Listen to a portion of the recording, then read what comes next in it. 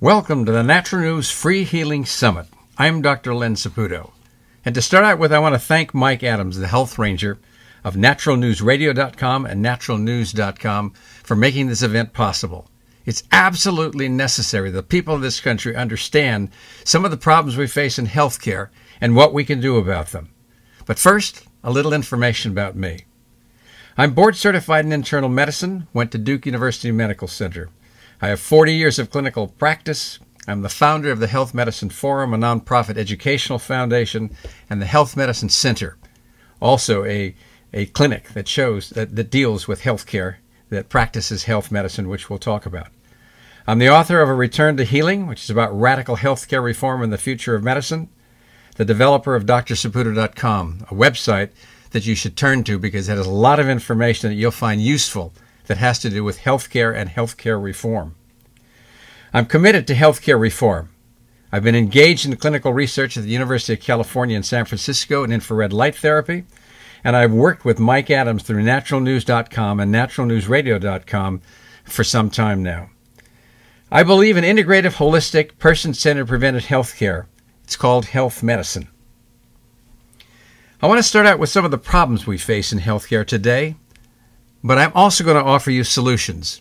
What's the point of just criticizing something if you have no answers? You've got to put yourself out there, and I absolutely intend to do that today. The problems we face in healthcare today have a lot to do with that commercial values have overtaken the practice of medicine. The pharmaceutical industry, medical research, medical training, government agencies such as the FDA and CDC have ignored some of the issues that have to do with the real practice of medicine that brings back the heart and soul of how medicine should be practiced. It ignores mind, emotion, spirit, and environment, a lifestyle that's important for good health care. We've unfortunately started paying more to become less healthy, and at the same time we're going broke. Our challenges in healthcare today focus around three areas. One is we're spending too much money. We're spending $2.8 trillion a year for healthcare, which is about 18% of the gross national product. We simply can't afford that. And we spend more than twice than most countries, industrialized countries in the world, to provide healthcare that's ranked below them and 37th by the World Health Organization in overall quality of healthcare. The safety of healthcare has come into question in this country. There are about 1 million deaths every year from the medical system. That's well documented in Gary Null's Death by Medicine article that has over 100 references in it. And how well is it working? When 50% of us have a chronic disease, we've got problems to face that we have to solve. Our solutions for single-payer health care are only part of the problem. Obviously, health care is something that's a right, something everyone deserves, no matter where they come from. They absolutely deserve to have health care. But do they really deserve to have the health care that we're offering, where it costs too much, it's not safe, and everybody's sick? We need to find a way to bring back the heart and soul of medicine. We need to evolve to a higher level of consciousness if we really want to do that, because we have to evolve past spending a ton of money, which is what we do, to provide the business of healthcare profits. Because the bottom line is what? It's profitability. And the single-payer system will solve some of that, but it isn't going to provide the kind of healthcare that we want. We want integrative healthcare, which means we look at all different kinds of disciplines. We want holistic healthcare, which means we want people to be looked at in their entirety, body, mind, emotion, and spirit. We want all the things that will provide us with person-centered care, because we would like to have the kind of care we want. And we should be enjoying prevention and getting away from the system that we have today, which is focused on what? On how to get people to get sick, basically, and then to provide services that take care of their symptoms but don't solve the underlying problem. The best healthcare system in the world, actually, from that technical point of view, is the United States. There's no question our technology is superior. But the problem, and the reason why we're ranked 37th in the world by the World Health Organization, is that our system really doesn't take care of us and all of our needs. We can have all the things that we need in terms of good health care, but we don't have the system that takes care of the disparities in health care. People who are in Congress, the president, political officers, people who have a lot of money, they get this best health care. It's there. All they have to do is pay for it. But if you're getting Medi-Cal or Medicaid and you're on government insurance, you can bet that the kind of health care is going to be far less suitable. It's not going to give you the services that you need. You absolutely are entitled to have that, but it's not happening. And there's no way that it will happen with the health care reform that we have today with the Affordable Care Act. So we've got challenges in front of us that we need to deal with. The delivery of health care is flawed seriously. It's insufficient to do the health care reform that brings more people into the system, even though it's bringing more people health care. There's nothing like spending less money, bringing 30 million more people into the system, and thinking that we're going to deliver health care that's going to be a superior system overall. It can't happen. More people, less money, reduced services. There's no other way around it. All the big thinking that was offered during the last election proved to be false, and we need to appreciate that. A return to healing can only arise from culture-based thinking, which really means that there's a thrill of serving others rather than looking at our return on investment. And I think what we need is to evolve to a higher level of consciousness where our needs are really looked at first, and we're providing a community of healers that serves people that are interested in helping others. At the moment, the way this country works, unfortunately, is that we are providing our values with the wrong fuel. We're thinking that having money and having material things, having the ability to buy things because we work hard is where the best answers are. And we live in a competitive adversarial world that doesn't care much about our neighbors, but it does care about us and our own narcissistic needs. But until we change that, until we look at a way to evolve past where we are, what we'll see is revolution after revolution. We'll have a healthcare revolution. Of course we will, because we can't stand the way it's being delivered. But will we deliver a kind of system that really makes a difference to how we are being served, rather than this Frankenstein system that we have today that's not serving people across the board in a fair sort of way? We need to take that kind of responsibility. We need to evolve to a place where we're interested in our neighbors, where we're supporting our communities, where we're teaching kids in our schools the values that are important for them, the values that teach about giving and sharing and loving, about being part of something that's bigger than ourselves.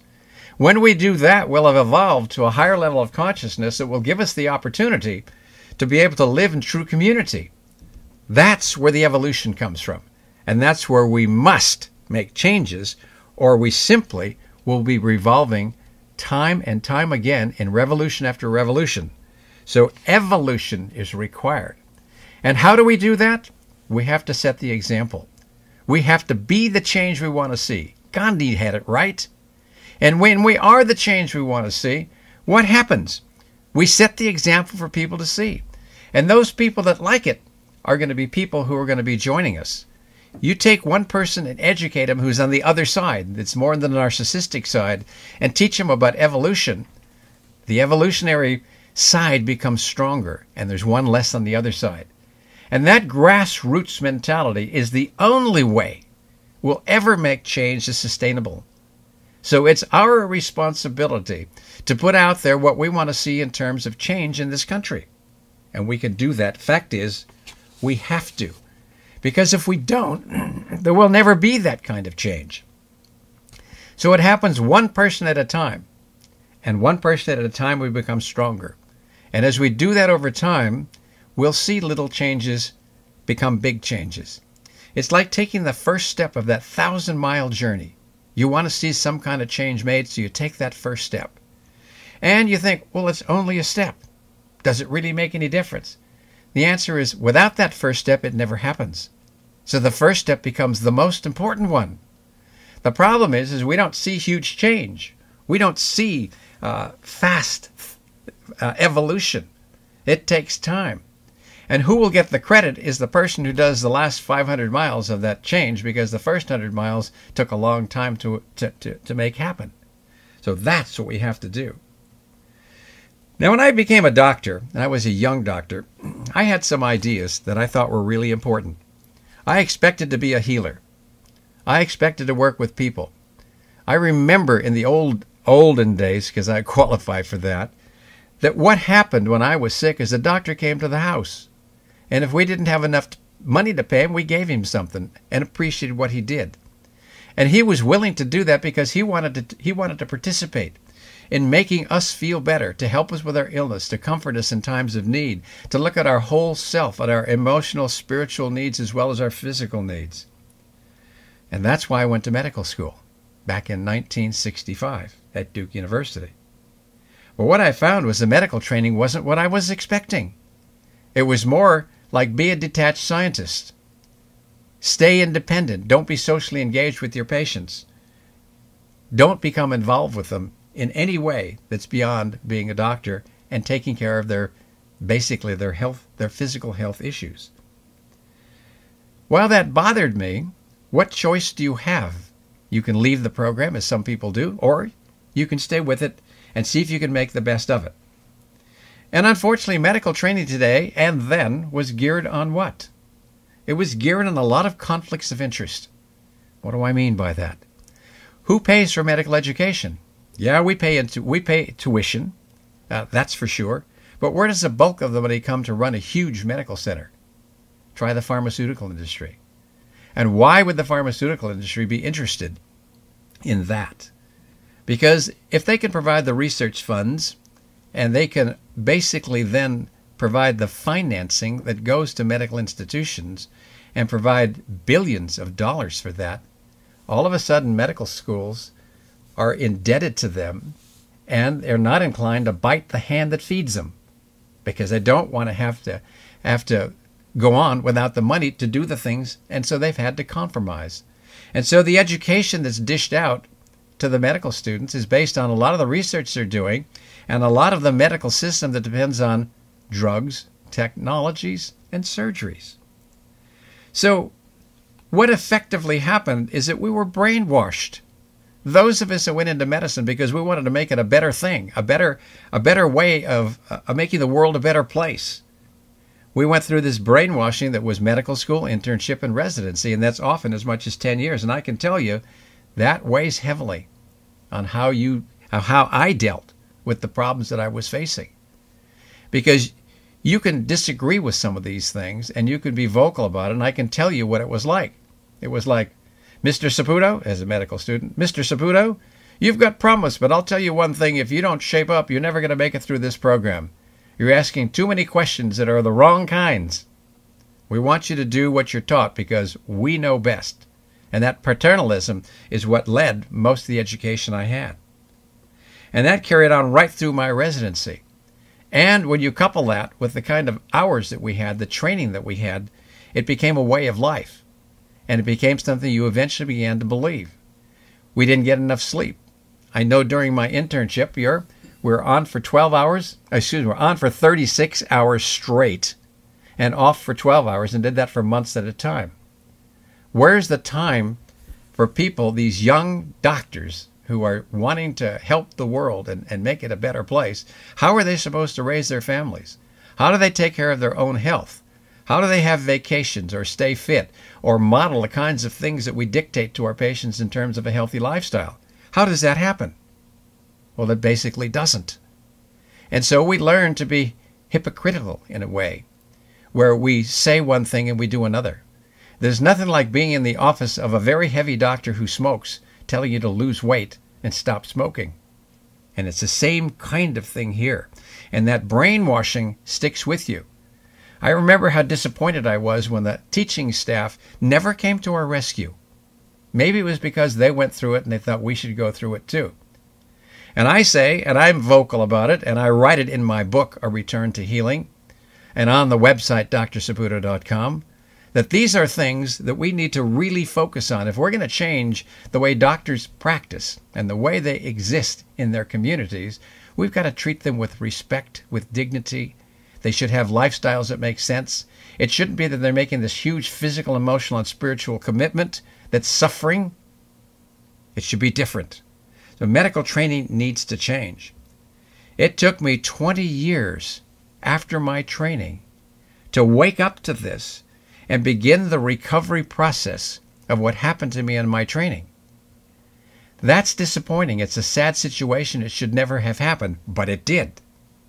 And so it's not too late to make changes, but I can tell you that the literature that's being published today about medical students, about particularly interns and residents, are still going through some of this harassment where they're working very long hours, having responsibilities that are very difficult for them to think straight in because they're tired, and not having any success like other people are with their families, their social life, and their development as human beings. It needs to change. So after 20 years of seeing this, and I'll admit to you, I didn't like the way medicine was being practiced. I didn't enjoy its practice. And I spent more time doing other things. And as a matter of fact, I was a tennis player for about 25 years because that felt better to me because I was doing my own thing. And I was tired of prescribing all these drugs and surgeries and technologies, not really understanding a lot about what they did or what the complications were of them, or look at the bright side of things and say, let's try this because that's what we do in medicine. And then, as opportunity would have it, disaster struck. My wife, Vicki, who's my partner in all the work that we're doing, is a registered nurse. And the wind beneath my sails, I just have to say that. She got sick in the late 80s with something called primary anaphylaxis. And what that means is she had a health condition that we couldn't solve in Western medicine, where she had recurring attacks of anaphylaxis, meaning there were life-threatening allergic reactions that were causing near death every time they happened. Blood pressure would drop, she'd have hives, she'd have trouble breathing, she'd have gastrointestinal symptoms. She had nearly 30 of these reactions where she had to be injected with adrenaline and given drugs just to maintain a blood pressure and to stay alive. And Western medicine didn't have an answer for this. They said, oh, she's one of 25 cases in the world's literature where she's having anaphylactic reactions and we don't know why. And we did all the tests. We presented her at grand rounds at the local medical centers, the big meccas, and they said the answer to this is let's use steroids, antihistamines, and some other drugs to block the allergic reactions. And being the mainstream thinker that I had become, I went along with it. And then we had the problems of the side effects of the medications, the steroids, developing thin bones, having gastrointestinal symptoms from it, having the appearance that occurs with people who are on that. She fractured a couple of bones. And it became apparent to me that if we didn't do something that was different, that she might not die from that illness she had, but she might die from the treatment. And that was back in the late 80s. You could imagine that would be 25 years later. Huge thing. And as serendipity would have it, I was beginning to look beyond my discipline, stretching my boundaries to learn new things in healthcare that I thought might be interesting to include in my practice, or certainly interesting to learn about. And just happened to come across a doctor on the East Coast who has a lab called Ceramune that does a test called the ELISA ACT test. His name is Russell Jaffe. And one of my patients had taken this test, and I didn't know what it was. So I called the doctor who ordered the test because the patient didn't really know what the test was about. And the doctor said, I don't know. I only did it because the patient ordered it, and I don't know what to do with it. So I called Dr. Jaffe. And he kindly said, I'm coming to California in a couple of weeks. Let's get together and I'll explain the test to you because it's a little complicated. So we met. We had him over for dinner at 6 o'clock. At 11:30 at night, we're still talking. And I said, my wife's got this problem and I don't really know what to do about it. And I told him a little about the symptoms. He says, you fool, this is exactly what this test is about. In the mainstream of medicine, the allergists and immunologists are looking at IgE-mediated antibody reactions which cause anaphylaxis, which is one kind of antibody that does that. But he said there are other kinds of reactions that could cause anaphylaxis too that are stimulated by delayed hypersensitivity reactions. And so the obvious thing was to learn more about that. And he said, have her do the test. I'll do it for you for free. And when I do it for free, what I will do is help you to understand more about how it works. And that's what we did. So we found, instead of having no allergies of any kind, that what she had was 41 allergies that were very interesting and crossed a lot of food groups. And the fact is she wasn't able to eat out at a restaurant for about 6 to 9 months. But when she was done with this program of using nutritional supplements, we were able to take her off the steroids and the other drugs within 3 months, and she's never had another reaction. And these delayed hypersensitivities go away when you fix the problem that caused them, which we discovered was in the intestinal tract. And there's a lot of information about leaky gut. Go to drsaputo.com, put leaky gut in the search box, and up will come all this information about how this mechanism works. And today, all these years later, it still is not a mainstream test, despite the fact that it's all over the mainstream literature, but for some reason, it's an ignored test. So I got my education.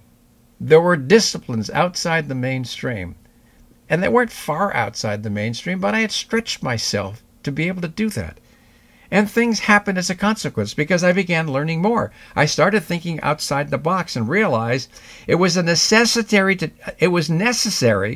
change the nature of medical practice for me, and it really should change for everybody.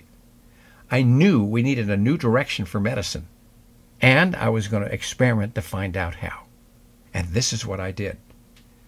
The roots of the Health Medicine Forum, that nonprofit educational foundation that I told you about, that I founded in 1994, the roots began in 1992, probably before that, in my living room, when I invited 6 people to attend in a little meeting, and these people all had different disciplines, a chiropractor, an acupuncturist, somebody did body work, and a couple of other disciplines. And our goal was, how do we find a system where we can work together? Because you know what? There's enough disease to go around, but there aren't enough cures. And we need to do something about pooling our information. Why would you want to limit the kind of practice that you have to just what you learn in your narrow discipline? Do you really think that what you do, whether it's medicine or it's Chinese medicine or Ayurveda or Native American medicine or homeopathy or whatever it is, do you think that's the only way to treat people? Well, doctors aren't the only ones that have this arrogant attitude. Lots of disciplines do. But it's not okay, because the poor patient doesn't get the advantage of that kind of system. And they deserve everything. Anything that they can have that's going to help them to get better, they deserve. And we sit in our arrogant soapbox and say, no, you got to do it my way. What kind of idiocy is this? Well, by 1994, we started the Health Medicine Forum officially. And within 3 months, that group expanded from 6 people to 90 people. And over the course of all these years, thousands and thousands of people have come through our doors. And we have expanded our knowledge of what disciplines are out there. We've had symposiums where we'll get together and we'll have 30 speakers who talk for a short time about, this is my discipline, this is what it does, and I think you should know about it, because there may be a place in your practice to include this kind of thinking, because it's different than what you do, and it's additive. It can add a synergy to what you're doing. Is that important? Yeah. So we learned about what our partners in healthcare were doing. We learned how the naturopaths think, and the chiropractors think, and the homeopathists think, and 50 other disciplines. We had meeting after meeting. I hosted 350 meetings over the time since its development and today, to present these kinds of thoughts, to learn about the other disciplines, to find out what they do so that we could do something to include them in our therapies if that was possible.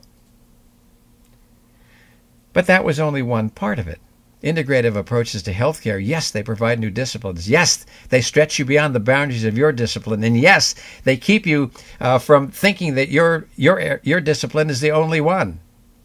And that synergy has done magical things over the years. And I'll talk more about that in a minute. But the second principle of health medicine, past integrative healthcare, is let's look at the whole person. What a novel thought. We don't just look at their biochemistry. We just don't look at their symptoms. We don't just look at through the eyes of our discipline. Let's look at body, mind, emotion, and spirit. and their inseparable nature. And that's even more critical, the inseparable nature of body, mind, emotion, and spirit. Looking at the whole person and looking at them in a way I call integrally, which means you're not just looking at them and their immediate problem. You're looking at them, their immediate problem, how that affects their family, how it affects their community, how it affects their state and government and globe and universe. That's what integral is all about. It is absolutely necessary. And why would you just want to look at the biochemistry? Particularly if, like me, you think that physical disease is the somatic expression of psychospiritual dysfunction. Wow, there's a mouthful. How many people think of things that way? Looking at the spiritual aspects, the psycho-spiritual essence of who we are, and why disease forms. We know, those of us that have been in practice a long time, who have read the literature, who have been around listening to other disciplines, we know that the body is a slave of the psycho-spiritual essence of who we are. And it will present itself in ways that will teach us what we need to know about our lessons in life. Why do we get sick? Why do we get the particular symptoms we do? That becomes a gigantic mystery, and it's an especially huge mystery for people who are in the main field of medicine, of medical practice, our doctors, because we're not trained that way. We look at a Newtonian approach to things. We look at a reductionistic side of body, mind, emotion, and spirit. We've got psychiatrists to do the psychiatry. We've got the people who are in religion to do the spiritual side. We've got the doctors who will look at the biochemistry of what's happening. And we've got the pharmaceutical industry and the surgeons all trying to back it up. So if you don't look at the whole person, you're simply missing the boat, because it's absolutely necessary to know what's going on in each person's essence, to know what their illness means. And that's not an easy task. We are challenged repeatedly at trying to discover that. And most of us give up because we don't know, particularly those of us that have just gotten out of school who are not oriented beyond what their discipline taught them, which is usually some mechanical or biochemical Newtonian approach to what's going on. So we need to look at this in a very objective way and start to stretch ourselves and open our minds and hearts to receiving information that comes down from God knows where. But it does from time to time. And when it does, the secrets of illness become apparent. And it goes back to that argument that Pasteur and Beauchamp had in part. Pasteur says it's the germ. He discovers the germ, so he thinks the germ is what causes the problem. And you can make a case for it, because people who are sick with infections, there are germs all over the place, so he thinks kill the germ. Well, that makes sense. But Beauchamp says, well, what about the immune defenses of the person? Don't they count? Shouldn't we have a system that looks at the defenses of the human being? Why does it allow the germ to grow? And is there a balance there that we should look at? The answer is of course. And they both have a point. But we forget that in our system of healthcare we have today. We are so focused on fighting illness. We're fighting the wrong war most of the time. We're out there supporting, doing things to people. We're treating them with a bag of tools. We're treating a set of symptoms with a bag of tools. And we should be listening and caring. And we should be using our bag of tools to help, because it's not just one thing. It's a whole lot of things that we need to know about if we're going to do something that's going to change the way we look at healthcare and how we practice it. So we can't be fighting the wrong war. We also need healthcare reform that looks at something a little bit different. It looks at how we are going to look at people and their illnesses and our treatment. We need to look at treatment in a way that makes the most sense. What's the most powerful treatment we have? It's very clear. It's lifestyle. If we had drugs that worked like lifestyle, we wouldn't need drugs. We wouldn't need to worry about lifestyle. But we don't. There is no better way to make people younger than to eat a healthy diet, to exercise on a regular basis, to reduce our stress levels, to make sure we get enough sleep, to weigh what we should, to avoid toxic exposures, and most importantly of all, have a meaningful purpose in our life. We forget that. Why we're here on this planet. Why are you here? Is it to have a bunch of wealth? Is it to have the material things? What about the other things in life that are free, that are our inalienable rights as human beings when we're born? And that's to have relationships that are healthy relationships, and to live in community, and to build communities that are based in supporting one another and having a system that operates from love. That's why we're here, and we forget that. And we have, unfortunately, this approach that looks at what we should do is train our children to become rocket scientists or politicians or something where there's a lot of social appreciation for it, a lot of social status. We can't afford that because we forget about why we're here. We have to go back to that. So the first thing is that we have a lifestyle that's healthy, that's congruent with who we are. That's number one. Now, if that doesn't work, and by the way, it would about 90% of the time, we wouldn't need to spend that $2.8 trillion a year. We wouldn't need a system that was built on drugs, surgeries, and technologies. We wouldn't have this epidemic of obesity and cancer and diabetes and heart attacks and strokes and all the things we're saying, because they wouldn't happen, because they wouldn't need to. Our immune systems would be strong, and we would be strong. We would be motivated to do the right things. That's what would happen. So when we look at this hierarchy of how we treat people, lifestyle is always number one. Always number one. Now, if that doesn't work for some reason, and it doesn't always work, then we should move on to something else. How about using non-invasive therapies? Do chiropractic, do Chinese medicine, do Ayurveda. Do some kind of healthy approach that's out there that doesn't do something to you that's major, that puts you in control, that lets you have the self-empowerment that we all should take responsibility for, instead of being hoodwinked by these stupid direct-to-consumer ads that we get and by the training system that says, you need this pill. Do you? So that's the second approach. Third, if lifestyle doesn't work and the non-invasive therapies don't work, then move on to something that's a little more aggressive. Get radical. Use a vitamin pill. Okay, or a supplement or some kind of herb. There are probably maybe 50 deaths every year from those substances. And for vitamins, maybe 1 death every year or 2. That's all. And then you look at the number of deaths in medicine just from drugs. Try 400,000 a year.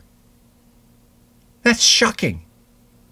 Read Gary Knowles' Death by Medicine, and you'll see how we get to 1 million deaths every year. And I'm not saying that we don't have the basis of a reasonable healthcare system using Western medicine and all its wonderful technology, because it's brilliant there. You start looking at gene therapy and stem cell therapy and robotic surgeries and some of the unbelievable things that we do. Why would you ever throw that away? You'd have to be a moron to throw it away, because people still get sick. And we need to have an answer for them. But it's not the first thing to do. It only comes after lifestyle, non-invasive therapies, and things that are like supplements and herbs that don't kill anybody much. Then we look at Western medicine and all of its technology and all of the dangers that come with it. That's the order. And we lose track of that because we forget. We forget that we're self-empowered. We forget that our lifestyle is something that's within our control if we'll take it. But in this robotic world that we live in, where we're looking at materialism as the big thing, and we're worried about how much money and how much stuff we have, that is problematic, because that takes us out of that mold.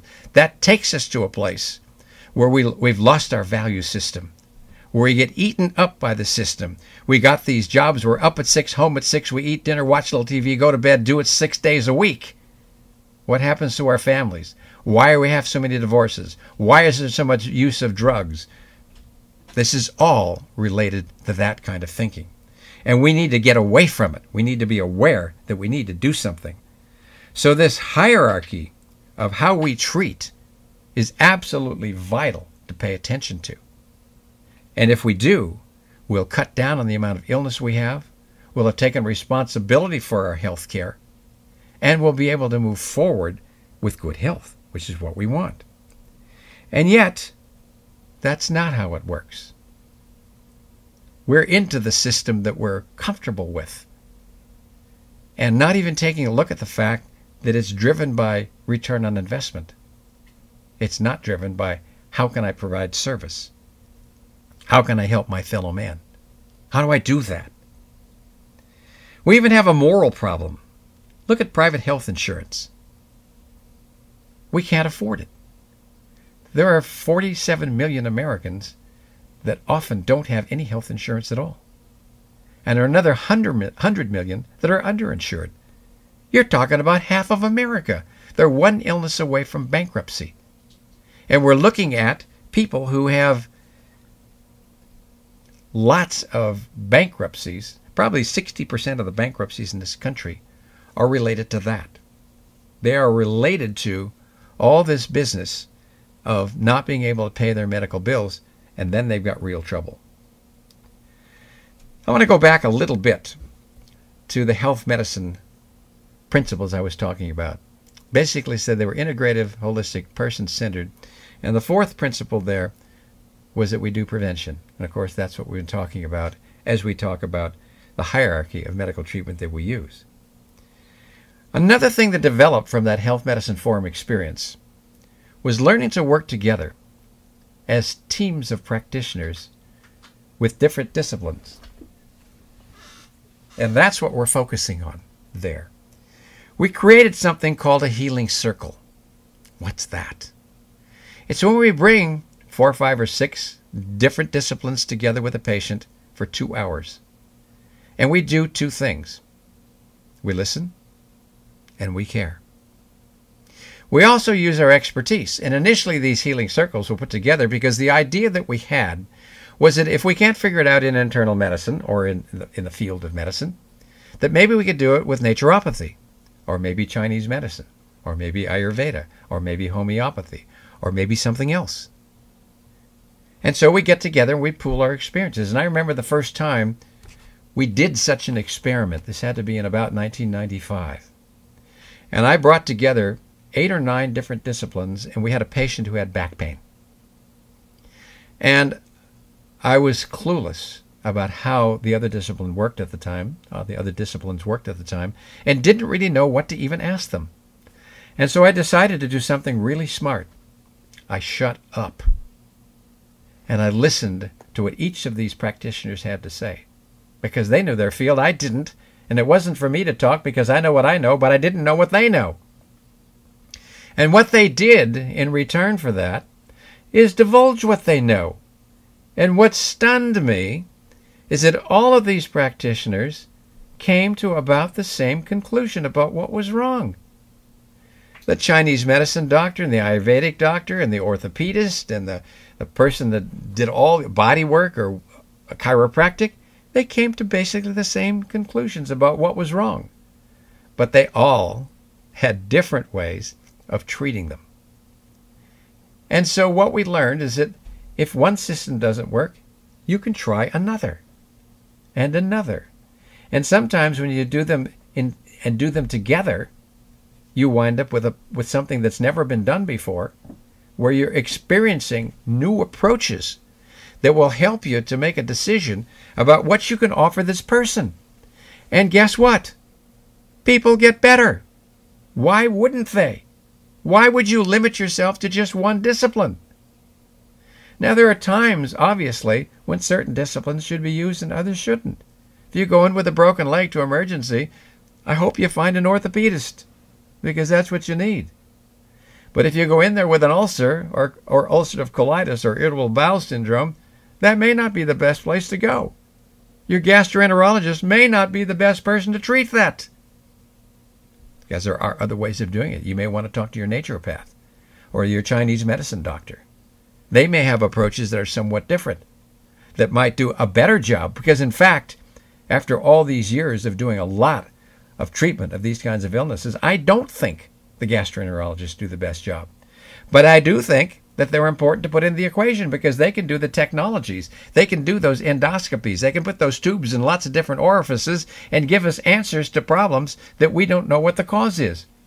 Yeah, you've got a hiatal hernia with esophagitis, or no, you've got Crohn's disease, or no, you've got lactose intolerance. That's good information, and we want that help because it's important to know about. We absolutely need to know about it. And so, what about nutritional medicine? Do we want to do that? Of course. Does it work? It works beautifully. And it works in conjunction sometimes with using the standard medical approaches that doctors use, which use the drugs and technologies. So the healing circle was a way of listening to people through multiple sets of ears. And initially the idea was, let's see what the naturopath would do, or the chiropractor would do, or the body worker would do, or the orthopedist would do if we're looking at back pain. And that's a good thing to do because we want that. We want to know what each of these people suggest. And then we can ask the person, what do you want? How would you like to try it? Would you like to see some of these people? Is there another program that you're interested in? A beautiful thing to do. And then the system evolved. It wasn't just about technologies. It wasn't just about one discipline or another. It's about looking at the different things that we could do that are looking at the deeper level of what the meaning of illness is. And I said earlier, physical disease is a somatic or physical expression of psycho-spiritual dysfunction. And if you believe that as I do, now you need to take it a level deeper. And who's trained to do that?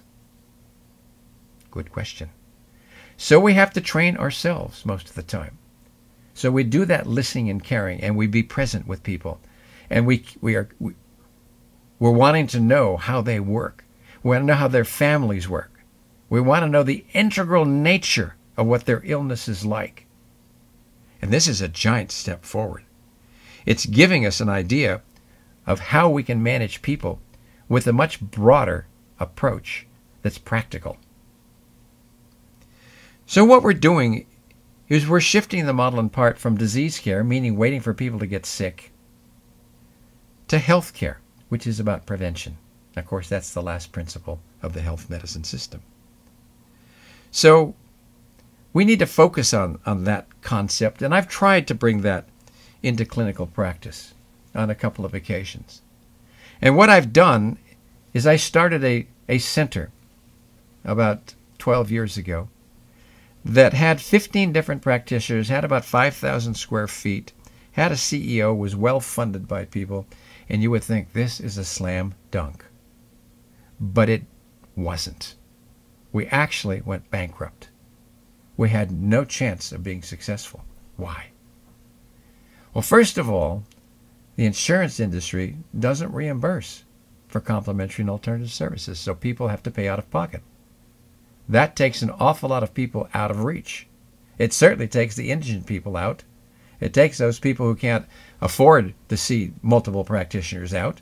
And you're left with a few people who have a lot of money who might be willing to invest in you, but maybe not because it sounds good, but are they really going to do it? And we were up for about 6 years, and at the end we're losing thousands of dollars every month, and I could no longer support it, nor could my investors, so we had to close the system down.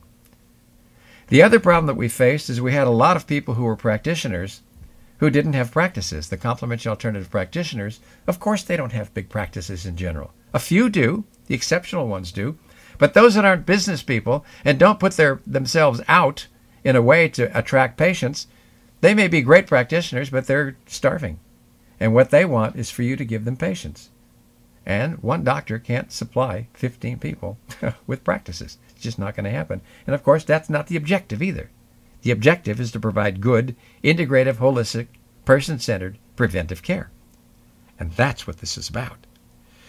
So the integrative clinic shut down, and we started up a much smaller version in 1,000 square feet with 5 or 6 practitioners who did interesting things, some of which had fair practices, but in general, there aren't a whole lot of people who take advantage of that system. Now, as health medicine has grown in our community and people know about the Health Medicine Forum and the Health Medicine Center, they're beginning to come in and ask for some of these treatments. So we have programs like pain management. We have programs that have to do with all kinds of health issues that people have that we can support using this integrative approach. And I know from my 4 years of experience, people do better. They have more time. They have more caring. We often start out with a healing circle, which, by the way, we never charge for. It's free. So 5 or 6 of us, or 4, 5, or 6 of us, are spending 2 hours with people at no cost after they write an autobiography of their physical health, their emotional health, and their spiritual health from birth to now. And that is a lot of work, and it's often very challenging for people to do that, because who do you know that hasn't had a dysfunctional childhood? Do you know any perfectly functional families? I don't. So going through that process gives us information about their physical health, which we need to know, about their emotional health that led to the abuses that they suffered through their life, and set their boundaries and their standards that run them through life, and most importantly about their spiritual health, and trying to go back and find out what it is that they are missing that has to do with their spirituality, their relationship with all that there is. Because that is the essence of what's really going on at the deepest level of almost everybody in this world. It's what this world is about. It's about suffering to learn about our spiritual relationship, what our meaningful purpose in life is, and to follow that path. And a lot of us will do that on Sunday. We'll go to church, but then we'll go to back to work on Monday, and we're up at 6, home at 6, watching TV and having dinner, and that's it. And of course, what happens to our families in that setting, and what happens to our meaningful purpose, and who's raising them? We've got latchkey kids that are growing up. That's not the way to raise the next generation of our leaders. That's a way to perpetuate the dysfunctional nature of how this, quotes, society works. I hesitate to call it a community because it's not a very good example of community. So we've got some challenges. So what about the imperative for radical healthcare reform? What does that mean? What do we need to do about it? What are the issues that are the biggest ones? Well, we didn't get healthcare reform that was promised. We didn't get the change we need. It just never happened. And that's because it had no chance. Just like Hillary had no chance. Hillary Clinton had no chance back in 1992 and 93 when she tried to pass healthcare reform. What do you think stopped it? It was the businesses of this country. It was the insurance company that put out a few $100 million or $1 billion to fight against it and convince people that it was the wrong thing for them. So we have an economic argument as well. We need universal health care because everybody deserves health care. But we don't have it. And so the people that don't have insurance and can't get health care, they go to emergency rooms. That costs a heck of a lot more money. And of course, it's a disease care system. And what about our insurance companies? They're making 25% profit. They're spending $100 billion a year on marketing, underwriting, and billing. That's a waste of money that would be unnecessary in a healthcare system that's looking at trying to save dollars. We can't afford to spend the $2.8 trillion we have because our return on investment is bankrupting us. So what happened between 2009 and the time after Obama's election? The insurance companies are so clever. For a mere $500 million, they purchased Congress. Because Congress was very much for universal health care back in 2009, as were the doctors, as were public polls, as was the country. Maybe 60% of us thought that universal health care finally should come to the United States because it's all over the rest of the world. That's how they function. But the insurance companies were fighting for their lives. So was Big Pharma. And we're talking about hundreds of billions of dollars here.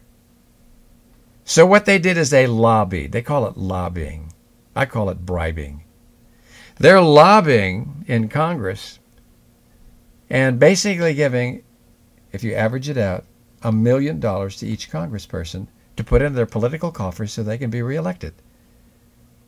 And those people, those Congress people, our representatives, the ones that are supposed to be looking after our needs, sold us. They sold us down a river. And they voted against it. Fact is, they didn't even know what the hell they were voting for. They had a more than 2,000-page document in the Affordable Health Care Act that they didn't understand. Tell me, who wrote this damn bill? And how can you pass something in a Congress when you don't know what it says? And they say, just pass it, we'll figure it out later. What kind of baloney is that? Well, that's what happened. And we're all outraged, right? We're all outraged. We should be outraged, but we're sitting at our big duffs and being outraged. It's not enough. You've got to take action. You've got to do something that's different. You have got to find a way to be responsible to yourselves and your community. That means you have to do something. Now, our democracy is gone. It's a corporate democracy now.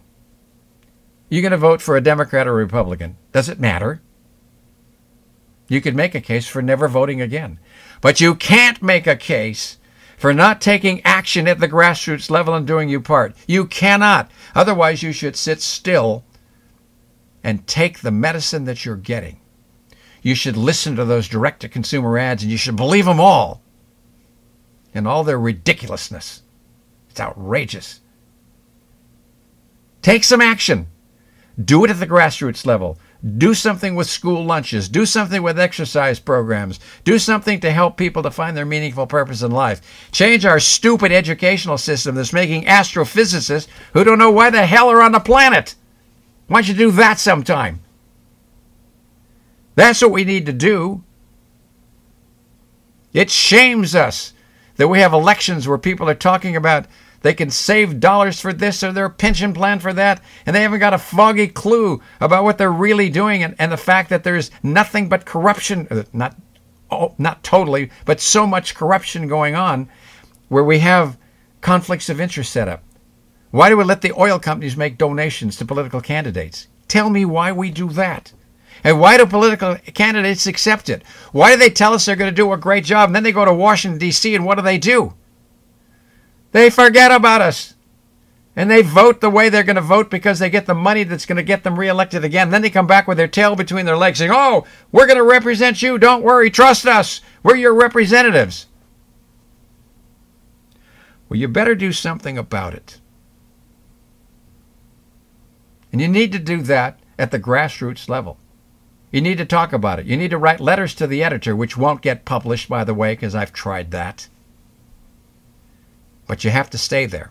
You have to do programs like this. You have to donate your time. You have to sacrifice money for service because you're driven to do it and it's your purpose in life. That's what you need to do.